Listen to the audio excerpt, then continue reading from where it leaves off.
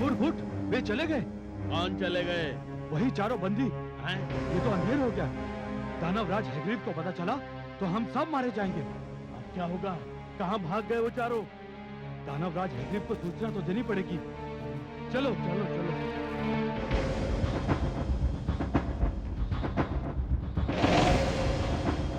दुष्टों, मैं तुम्हारी जिह्वा खींच लूंगा। कहाँ गए वो चारों? पता नहीं दानवराज, एक क्षण तो हमारी पलक झपक गई थी, बस उसी में वो कहीं भाग गए। एक क्षण? अरे मूर्खों, एक क्षण में तो वो संसार के इस छोर से उस छोर तक पहुंच सकते हैं। जाओ, शीघ्रता से ढूंढो उन्हें। डरो, मैं भी तुम्हारे साथ चलता हूं। यदि वे इस क्षेत्र से बाहर निकल गए तो फिर हमारे हाथ नहीं आएंगे, और यदि वे हमारे हाथ नहीं आए तो मैं तुम सबको यमलोक पहुंचा दूंगा। या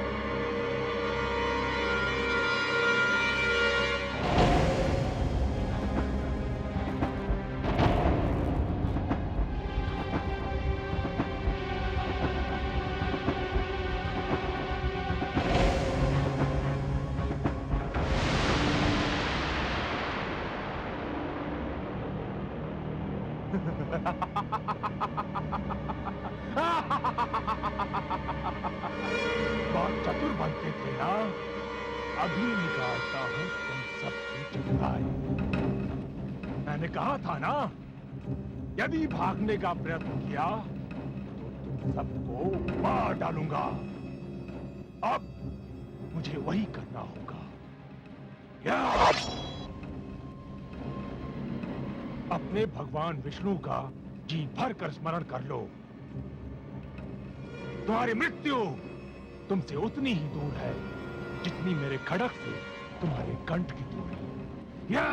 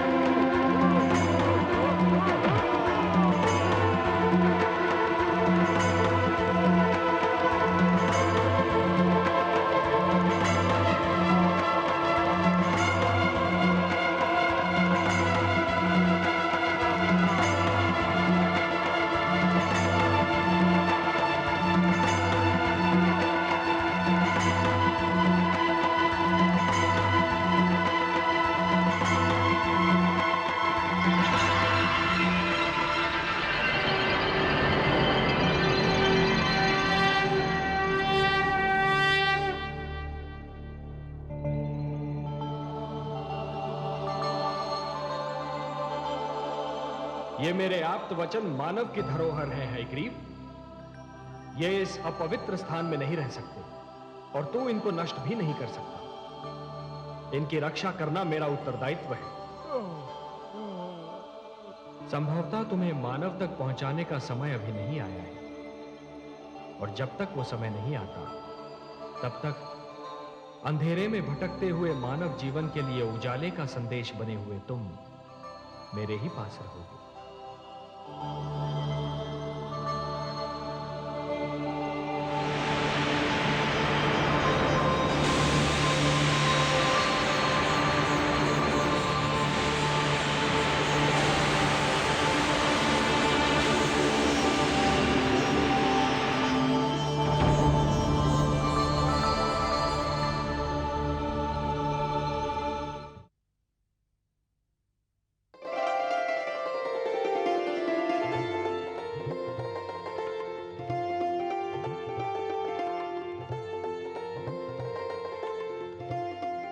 स्वामी, नौका के तल में वो सभी आवश्यक वस्तुएं मैंने रख दी हैं। पौधों के बीज, पशु पक्षियों के जोड़े, जो कुछ भी यहाँ था वो सभी मैंने रख लिया है। और हाँ, कोयल की एक जोड़ी भी मैंने रख ली है। उसकी कूक मेरे मन को बहुत ही भाती है। और काग की जोड़ी वो नहीं रखी तुमने? परंतु काग, उसकी बोली तो बहुत ही कर्कश होती है, मुझे तनिक भी नहीं सुहाती। प्रिय, प्रकृति ने हमें जो कुछ भी दिया है वो अकारण नहीं, उसकी कोई ना कोई उपयोगिता अवश्य है। कुछ वस्तुओं की उपयोगिता का ज्ञान हमें हो चुका है और कुछ वस्तुओं की उपयोगिता हमारे लिए अभी तक रहस्य बनी हुई है। हाँ, परंतु उनकी उपयोगिता अवश्य है। मानव मस्तिष्क का जैसे जैसे विकास होता जाएगा, ये रहस्य खुलते जाएंगे। परंतु काग की क्या उपयोगिता है स्वामी? क्यों? जब मैं कई कई दिन तपस्या करके घर लौटा तो तुम्ही ने कहा था कि तुम पहले से ही जान गई थी कि मैं आने वाला हूं। मेरे ये पूछने पर कि तुमने ये कैसे जाना, तुम ही कहती थी कि मुंडेर पर कागा बोला और तुम समझ गई कि मैं आ रहा हूं। तो काग की उपयोगिता तुम स्वयं मान चुकी हो। तब तो मुझे नौका में विषैले सर्प भी रखने होंगे स्वामी। अवश्य रखने होंगे देवी। कई ऐसे रोग हैं जिनकी औषधि विष है। क्या सर्प का विष कई रोगों की औषधि नहीं है? विषस्य विषौषधम, सुना नहीं? विष ही विष की औषधि है। हमारा कर्तव्य है कि इस जल प्लावन से जितना भी जीवन संभव हो बचा ले। वो सुंदर है या कुरूप, ये देखना हमारा कार्य नहीं। सुंदरता और कुरूपता तो हमारी दृष्टि का भेद है। तो आपका संकेत ये है कि सुखदायी वस्तुओं के साथ हमें दुखदायी वस्तुओं को भी बचाना होगा, पुष्प के साथ कांटे को भी ले जाना होगा। मेरा यही संकेत है देवी। कांटा चुभता है, दुख देता है, परंतु वही तो पुष्प की रक्षा भी करता है। रचनाकार की रचना के महत्व को समझने के लिए दृष्टि में उदारता होनी चाहिए। स्वार्थी दृष्टि मन और मस्तिष्क को छोटा बना देती है।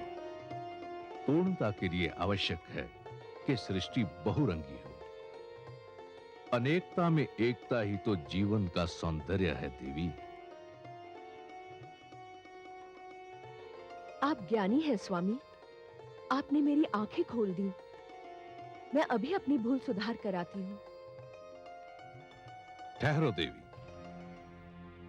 भूल का नाम लेकर तुमने मुझे भी मेरी एक भूल का स्मरण करा दिया। क्या आप भी नौका में कुछ रखना भूल गए हैं स्वामी? हाँ, मैं जीवन की सबसे बड़ी आवश्यकता को साथ लेना भूल गया हूँ। किंतु क्या? मैं नौका में शिक्षा रखना भूल गया हूँ। शिक्षा? हाँ देवी, हम अपने साथ शिक्षा ना ले गए तो नए जीवन, नई पीढ़ी को हम क्या भेंट देंगे? किंतु स्वामी, शिक्षा नौका में कैसे रखी जा सकती है? शिक्षा शिक्षक से मिलती है, और सृष्टि में सप्त ऋषियों से बड़े शिक्षक और कौन हैं? हमें इस जल प्लावन से जो कुछ बचाना है उसमें शिक्षा को बचाना सबसे अधिक आवश्यक है। शिक्षा को बचाने के लिए हमें नौका पर सप्त ऋषियों को भी साथ लेना होगा। हाँ, और वे आपके भ्राता भी हैं, आपके कुटुंब के अंश और आपके परिवार के सदस्य। नहीं देवी, मैं उन्हें इसलिए नहीं बचाना चाहता कि वो मेरे भ्राता है। शिक्षक का महत्व परिवार के सदस्यों से अधिक होता है। मुझे सप्त ऋषियों के पास ब्रह्म क्षेत्र में जाना ही होगा। किंतु स्वामी, समय बहुत ही थोड़ा रह गया है। तुम चिंता ना करो देवी, मैं उन्हें साथ लेकर सांझ तक लौट आऊंगा।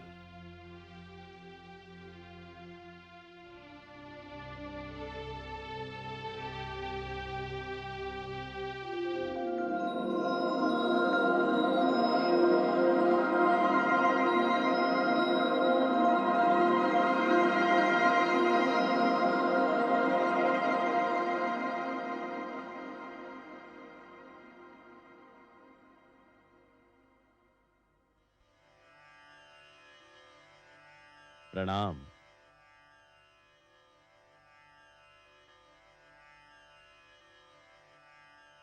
इस अचानक ऋतु परिवर्तन का कारण मेरी समझ में नहीं आ रहा है। देखते ही देखते दृश्य बदल गया है। आकाश का रंग परिवर्तित हो गया है। हे वशिष्ठ देव, हम भ्राताओं में आप ही खगोल शास्त्र के सबसे महान ज्ञाता हैं। इस विषय पर तो आप ही प्रकाश डाल सकते हैं। मेरा ज्ञान और मेरा अनुभव कहता है कि कोई भयंकर बाढ़ आने वाली है, भारी जल प्लावन होने वाला है, और यदि ऐसा हुआ तो सारी धरती जलमग्न भी हो सकती है। तो फिर हम क्या करेंगे? हमें तो धरती पर विद्या का प्रकाश फैलाने के लिए भेजा गया था। तो क्या हमारा भी अंत समीप है? हर आरंभ का एक अंत निश्चित है, और साधु जन वही होते हैं जो अंत का स्वागत उसी प्रकार करते हैं जिस प्रकार आरंभ का स्वागत किया जाता है। हमें जिसने जीवन दिया था, यदि वही हमारी मृत्यु चाहता है, तो हमें अपनी मृत्यु जीवन की भांति गले से लगानी होगी। परंतु हमारा कार्य तो अभी समाप्त नहीं हुआ है। हमें मानव को शिक्षा का ज्ञान देना है। ये सोचना हमारा कार्य नहीं है। हे वशिष्ठ देव, हम सब में आप ही श्रेष्ठ हैं।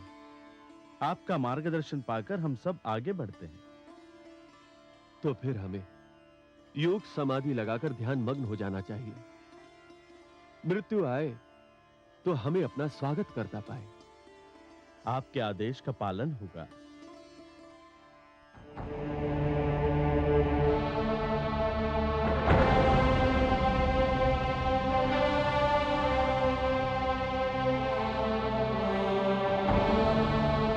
हे महान गण, अपना ध्यान तोड़िए, मुझे आपकी आवश्यकता है।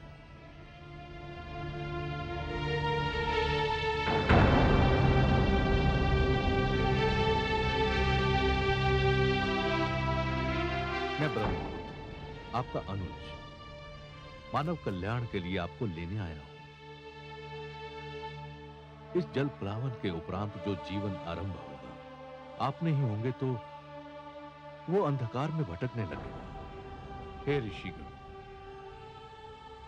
आपको सृष्टि में आने के उद्देश्य की पूर्ति करनी है। मानव जाति के लिए, जीवन के लिए आपका मेरे साथ चलना अनिवार्य है। आंखें खोलिए, समय हाथों से निकला जा रहा है।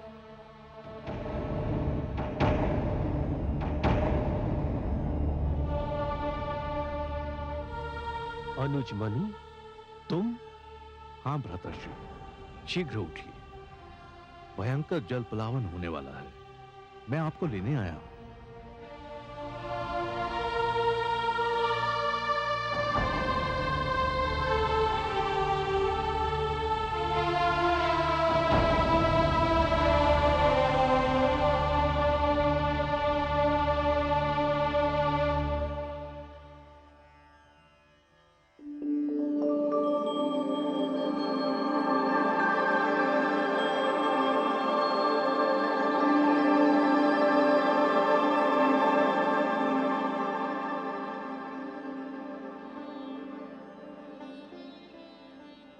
देवी, धरती पर जल प्लावन का समय आ गया है। आपकी अनुमति हो तो एक बात पूछूं देव? अवश्य पूछिए देवी। क्या जल प्लावन का निर्णय नितांत आवश्यक था? ब्रह्मा जी का उद्देश्य बहुत उच्च, बहुत महान, बहुत पवित्र है, और इस उद्देश्य की पूर्ति के लिए धरती का स्वच्छ होना अनिवार्य है। पर प्रभु, क्या इस जल प्लावन में सब कुछ डूब जाएगा? देवी, हम त्रिमूर्ति हैं, ब्रह्मा, विष्णु और मैं। हम तीनों के अपने अपने कार्य क्षेत्र हैं, और हमें से कोई किसी दूसरे के कार्य क्षेत्र में पग नहीं धरता। ब्रह्मा जी अपना कार्य कर चुके हैं, अब मैं अपना कार्य करने जा रहा हूं। इस जल प्लावन में क्या डूबेगा और क्या बचेगा, इसका ज्ञान तो केवल श्री हरि विष्णु को है, क्योंकि ये उनका कार्य क्षेत्र है। पर प्रभु, इसके उपरांत होगा क्या? उसके उपरांत सब कुछ शांत हो जाएगा। परंतु देवी, ये सब प्रश्न आप क्यों पूछ रही हैं? आपके सहयोग से ही तो मैं यह कार्य करूंगा। मैं कुछ समझी नहीं देव। आप मेरी प्रेरणा हैं। आपसे शक्ति पाकर ही मैं हर कार्य करता हूं। मैं आपको कैसे शक्ति दूंगी प्रभु? मेरे भीतर समाकर। तनिक इस कैलाश को भी तो अर्धनारीश्वर का रूप देख लेने दीजिए। जो आज्ञा प्रभु।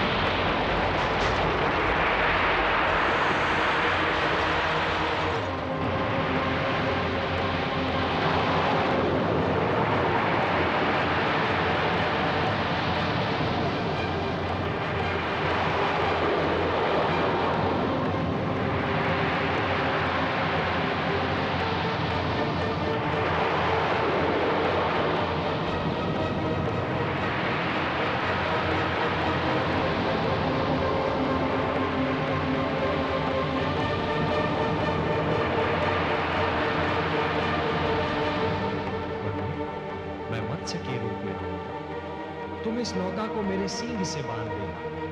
मैं तुम्हारी नौका को सुमेरु पर्वत पर ले जाऊंगा। हे सर्वेश्वर, आपने तो कहा था कि आप हमारी सहायता करेंगे।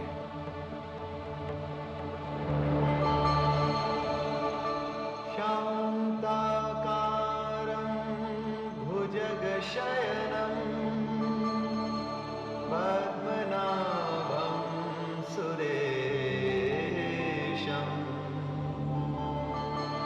विश्वाधारं गगनसदृशं मेघवर्णं शुभांगं लक्ष्मीकान्तं कमलनयनं योगिभिर्ध्यानगम्यं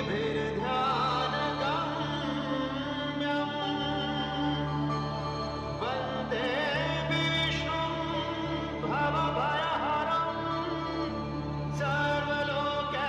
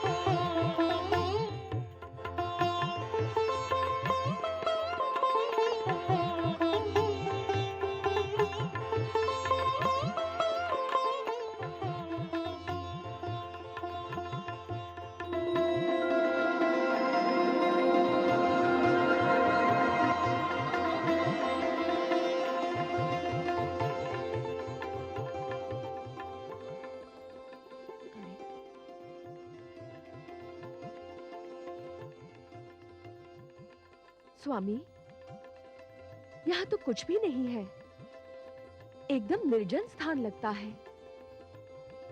ऐसा मत कहो देवी, यहाँ हम हैं और यहाँ वो है जो कण कण में रमते हैं।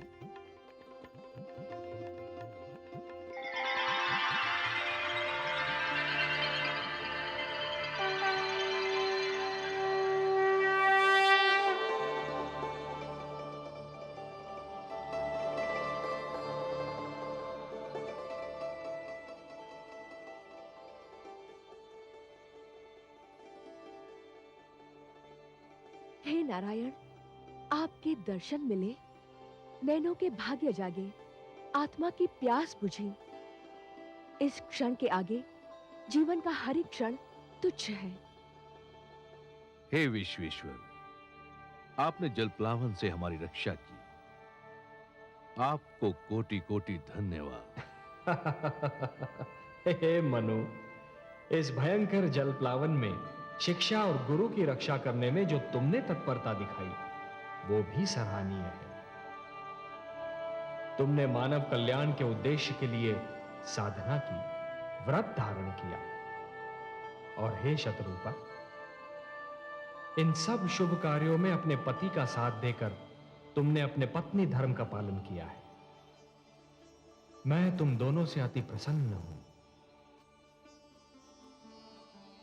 और समस्त मानव जाति में केवल तुम दोनों को चुनने का एक विशेष कारण भी है। हे जगदीश, आप तो कारणों के कारण हैं। जो भी कारण होगा उसे केवल आप ही जानते हैं। मैं जानता हूं मनु कि मानव कल्याण के मेरे परम उद्देश्य की पूर्ति के लिए आप दोनों माध्यम हो। यह मेरा परम उद्देश्य आपके माध्यम से ही संपन्न होना है। मनु, जब खेत की उपज पक जाती है और खेती काटी जाती है, तो कृषक कुछ बीजों को बचाकर रखता है और यही बीज आने वाली उपज का कारण बनते हैं। मैंने भी यही किया है। तुम दोनों की रक्षा करके मैंने जीवन की रक्षा की है। अब तुम दोनों मिलकर नव जीवन की उपज का कारण बनोगे और यह आने वाला जीवन बहुत सुखद होगा मनु, बहुत सुखद होगा, पावन होगा। और तुमने सप्त ऋषियों के इस समूह को अपने साथ में लाकर एक बहुत बड़ा कार्य किया है, क्योंकि आने वाले जीवन की महान आवश्यकता होगी शिक्षा। हे सर्वव्यापी, हे रहस्य ज्ञाता, नवजीवन को जो शिक्षा मिलेगी वो तो केवल आप प्रदान कर सकते हैं। आप मुझे ज्ञान दीजिए, ये शिक्षा क्या होगी, कैसी होगी? हे वैवास्वत, मानव बड़ा विचित्र प्राणी है और उसका इतिहास भी उतना ही विचित्र है। उठता है तो देवता बन जाता है और गिरता है तो दानव। दानवता अज्ञान और हीनता का प्रतीक है और मैं हर युग में मानव को दानव बनने से बचाना चाहता हूं। अर्थात मानव देवताओं की भांति अमर तो नहीं हो सकता, पर देवताओं की भांति संपूर्ण तो अवश्य हो सकता है। और उसे संपूर्ण बनाने का मूल मंत्र मुझे तुम्हें सौंपना था और इसीलिए जलप्लावन से रक्षा के लिए मैंने तुम दोनों को चुना है। हे जगदीश्वर, आपको कोटि कोटि धन्यवाद। हे लक्ष्मीपति, आपकी जय हो। मैं तुम दोनों को यह उपहार सौंपता हूं जो समस्त मानव जाति की धरोहर है।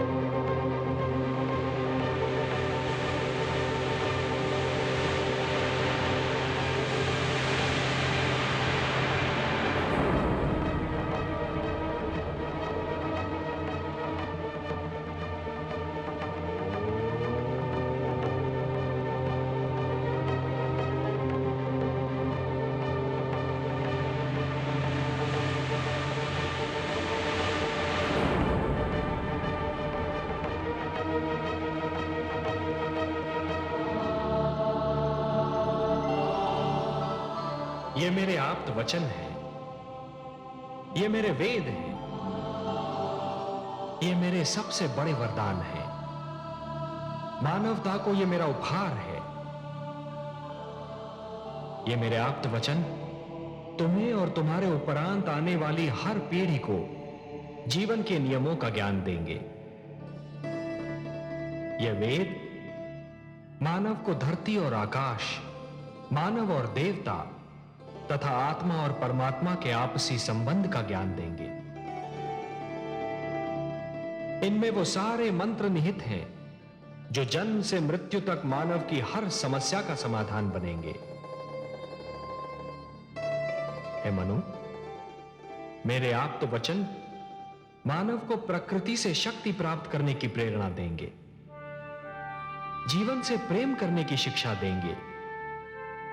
ये तुम्हारे मार्ग के दीपक हैं। और हे सप्तऋषिगण, आप इन मंत्रों के सर्वप्रथम दृष्टा हैं। धन्य हो प्रभु, आप वास्तव में कृपा निधान है। अपने आप्त वचन का दृष्टा बनाकर आपने हमें यह भी ज्ञान दिया कि हमारे अस्तित्व का उद्देश्य क्या है, हमारा लक्ष्य क्या है। हे मनु और शतरूपा, तुम्हें इनकी रक्षा करनी होगी। इस धरोहर को मानव जाति तक पहुंचाना होगा। हे नीलकांत, मैं वचन देता हूं कि मानवता की इस धरोहर की मैं अपने प्राणों से भी अधिक रक्षा करूंगा। हे लक्ष्मीपति, मैं आपके आप्त वचन को अपने तन मन में यूं सुरक्षित कर लूंगी कि इनकी शिक्षा मेरा दूध बनकर मेरी संतान के रक्त में घुल जाएगा। तो फिर संभालो अपनी धरोहर को। मेरे क्षीर सागर लौटने का समय आ गया है।